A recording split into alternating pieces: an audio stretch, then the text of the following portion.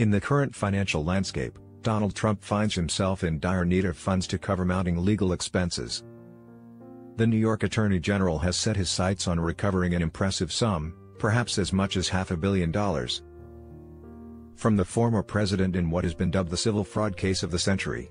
Donald Trump had recently embarked on an ambitious endeavor to secure a substantial cash infusion. The plan involved merging his company, Trump Media and TR Technology Group, TMTG, with a special purpose acquisition company, SPAC, known as Digital World Acquisition Corp., DWAC. This type of merger typically operates as a two-step process, wherein the SPAC raises funds from investors at a fixed price, generally $10 per unit. These funds are then employed to acquire a private entity, in this case, Trump's media company, and take the combined venture public on a stock exchange. It's often viewed as a swift and somewhat unconventional way to go public, using a publicly traded SPAC to acquire private assets.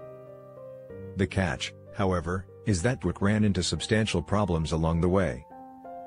This Florida-based company had a tumultuous history with the Securities and Exchange Commission, SEC, leading to numerous delays in its efforts to acquire Trump's media company. These delays were particularly inconvenient for Trump, who was hoping to get his hands on over $1 billion, with him holding a 90% stake if the merger went through. The first phase of this capital-raising endeavor, known as a PIPE, private investment in public equity, was quite substantial. DWAC managed to secure a staggering $1 billion from investors, a considerable sum that was originally intended for Trump. However, as a result of the numerous complications and missed deadlines, the first set of investors, accounting for around $450 million, decided to opt out of the PIPE deal, expressing their discontent with the acquisition of Trump Media. This initial setback initiated a domino effect that compelled DWAC to return the remaining $550 million to the investors. This return of funds took place recently, significantly impacting the funds available for the proposed merger. He had been counting on this $1 billion injection to address a variety of financial challenges. For Trump, this series of events was a severe financial blow. These funds would have allowed him to manage the civil fraud case in New York, cover attorneys' fees, and satisfy any potential fines or judgments. Unfortunately, this windfall is no longer within his grasp, and he now faces the reality of a much smaller pool of resources. Trump's attempt to spin the situation in a positive light was evident in his spokesperson's statements. David N. Nunes, who transitioned from his role in the House of Representatives to join Trump's media company, portrayed the situation as a positive turn of events. The argument was that losing access to $1 billion provided a silver lining because it would enable the long-awaited merger with DWAC to proceed.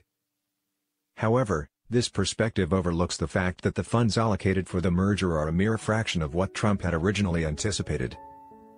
Instead of $1 billion, he is now looking at a maximum of 90% of less than $300 million. To the average person, this figure might seem substantial, but Trump's financial situation is far from average.